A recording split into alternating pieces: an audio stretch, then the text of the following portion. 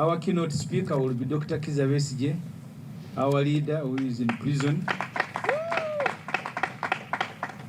For the first time, you will have a prisoner addressing a congregation from prison.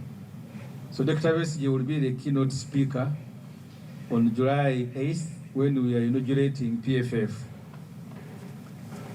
The second point relating to that, you need to take note that today, June 29th, Dr. Kizza Besigye will be spending his 221 nights in Luzira prison on trumped-up politically motivated charges of treason and misprision of treason.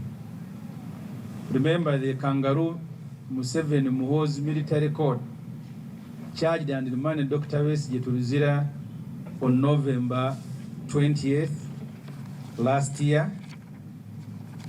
Dr. Besigye had been kidnapped from Nairobi, where he went to attend the book launch of former Kenyan Justice Minister, the Honorable Martha Karua's book launch, together with Ajo Bedi Rutare. They were kidnapped on the 16th November, but formally charged in that Kangaroo military court on 20th and remanded. So today, Dr. Besigye will be spending his 221 nights in prison, 6 months and over. When the court martial remanded him, you remember the events that followed, including the judgment of the Supreme Court that stopped civilians from being tried by military courts. So Dr. Besigye was transferred to Nakawa Court, which on May 29th committed him to the High Court for trial. Article 28 of the Constitution commands and instructs the judiciary and the state to facilitate a fair, speedy, and public hearing before an independent court. So the country demands that the constitutional rights of Dr. Kizza Besigye are protected, and together with those of other prisoners, especially those who have been arrested after having committed no offense. At the moment, there are 2 cases in the High Court. Dr. Besigye has filed an application for mandatory bail because under the Constitution, when you stay on remand for 180 days, you are entitled, it is constitutional, you are entitled to mandatory bail. So Dr. Besigye has filed an application in the High Court for mandatory bail, but also the case for which he was arrested. That matter is before the High Court. So we therefore expect the High Court to fix these matters for hearing. First, the application by Dr. Besigye for mandatory bail, and then the trial itself, the one that over which Museveni was celebrating, that instead of demanding Besigye's release, you should demand for his speedy trial. The High Court must fix these cases. If they don't, in 1 week, I am issuing a notice. We will all go and camp at the High Court. If these matters are not fixed, we are coming to jail. We visited Dr. Besigye as we have usually done. Of course, he remains, as expected, very strong and in high spirit.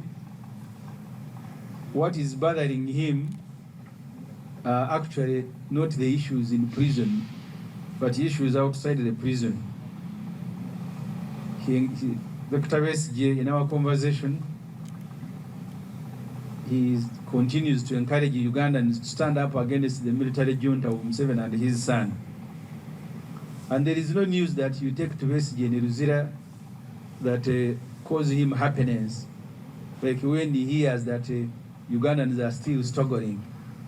So he doesn't want to hear other things other than courageous Ugandans trying to push back against the regime. I will now go to the third issue, the NRM criminal regime. The Museveni-led military junta unveiled and unleashed on 2 citizens, yet its other criminal hit gang, the Ghetto Squad, on Saturday, June 27th. The NRM Ghetto Squad was one of the many gangs that accompanied 70-year-old Museveni to pick his party nomination forms to run for president, to extend his 40-year rule in power. The NRM Ghetto Squad, fully dressed in brand new Museveni campaign t-shirts, as you all witnessed, punched, kicked, maimed, robbed citizens of their belongings, and mechanized on Kampala streets. This Ghetto Squad, I have seen NRM attempting to deny, but this Ghetto Squad was raised and trained by newly promoted Major General Christopher Damulira. We have spoken about it before here. Damulira heads the Police Crime Intelligence Directorate. His job, together with another soldier called Major Kutesa, has been to raise, train, and deploy this Ghetto Squad.